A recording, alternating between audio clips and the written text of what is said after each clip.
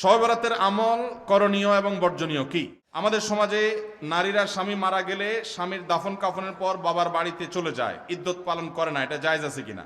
নিশ্চয়ই সব নারীরা করে না। যারা করেন, ইদ্যত পালন যদি না করেন তারা গুনাহগার হবেন। ইদ্যত কি? ইদ্যত হলো কোনো নারীর যদি স্বামী মারা যায়, স্বামী মারা যাওয়ার পর তিনি 4 মাস 10 দিন শোক পালন করবেন। শোক পালনের অংশ হিসাবে তিনি স্বামীর বাড়িতে বা স্বামী মারা যাওয়ার সময় যে বাড়িতে ছিলেন সে বাড়িতে, অথবা তার যদি ওই বাড়িতে থাকার পরিবেশ না থাকে, নিরাপত্তা না থাকে, তাহলে যেখানে সেফ হবে, সেটা বাপের বাড়ি হোক, যে কোনো এক জায়গায় থাকবেন স্বামীর বাড়িতে যেখানে তিনি অবস্থান করেন। যদি সেখানে থাকা একান্ত না যায়, তাহলে যেখানে থাকা যায়, বাবার বাড়িতে হলে বাবার বাড়ি, সেখানে গিয়ে 4 মাস 10 দিন নিজেকে সেখানে আবদ্ধ রাখবেন। আবদ্ধ রাখার মানে এই না যে ঘর থেকে বেরোতে পারবে না।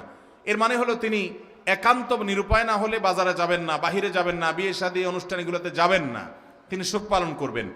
অসুখ হলে ডাক্তারের কাছে যেতে পারেন, খুব নিরুপায় হলে বাইরে কোথাও যেতে পারেন। এছাড়া তিনি ওখানে অবস্থান করবেন, সাজগোজ করবেন না, গহনাগাটি পরবেন না। এটা হলো নারীর ইদ্যত স্বামী মারা যাওয়ার পরে 4 মাস 10 দিন পর্যন্ত। এটা করা জরুরি, ওয়াজিব। এবং তিনি কোনো বিয়ে শাদীতে কারোর সাথে আবদ্ধ হবেন না, এই সময়টা অপেক্ষা করবেন। এটা হলো শোক পালন, এটা ওয়াজিব। না করলে তিনি গুনাহগার হবেন। শবে বরাতের আমল করণীয় এবং বর্জনীয় কি? মধ্য শাবানের রাত, যেটাকে আমরা শবে বরাত বলি, এই রাতের ফজিলত সম্পর্কে একটি হাদিস পাওয়া যায় যে আল্লাহ রাব্বুল আলামিন এই রাতে বান্দাদিগের প্রতি দৃষ্টিপাত করেন এবং হিংসুক ছাড়া, মানুষের পিছনে হিংসা করে বিদ্বেষ করে এই লোক ছাড়া এবং শিরকে লিপ্ত মানুষ ছাড়া আল্লাহ তাআলা সবাইকে সাধারণ ক্ষমা ঘোষণা করেন। তো এই জন্য এই ক্ষমা পাওয়ার জন্য আমরা চেষ্টা করতে পারি এবং হিংসা এবং শিরক থেকে মুক্ত করবো, এটাই হলো আমল।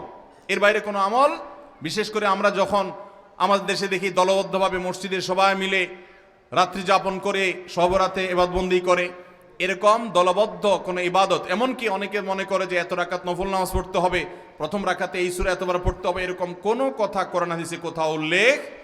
আপনি অন্য 10টা রাতে ইবাদতবন্দির মতো এই রাতেও চাইলে নফল নামাজ পড়তে পারেন। আবার আইয়ামে বীজের রোজা, চন্দ্র মাসের 13, 14, 15 রোজা রাখছেন, সেই হিসাবে রোজা রাখতে পারেন। শাবান মাসে রোজা রাখেন, সেই হিসাবে রোজা রাখতে পারেন। এর বাইরে এই রাতকে কেন্দ্র করে আমরা অনেকে মনে করি এ রাতে ভাগ্য ঠিক হয়। শবে বরাতে মানুষ সবচেয়ে বেশি মসজিদে যায় আমাদের দেশে। এর কারণ কি বলেন তো? অন্য কোন রাতে মানুষ এত মসজিদে যায়? আজীবন জীবনে নামাজ এক ওয়াক্তও পড়ে না, ওই লোকও শবে বরাতে মসজিদে যায়। কারণটা কি? কারণ সে মনে করে যে এই রাতে আল্লাহ ভাগ্য নির্ধারণ করে, অতএব এই এক রাতে ইবাদত বন্দি করে আল্লাহর সাথে বাইল দিয়ে যদি সারা বছরের ভাগ্যটা ভালো করে ফেলা যায়, মন্দ কি?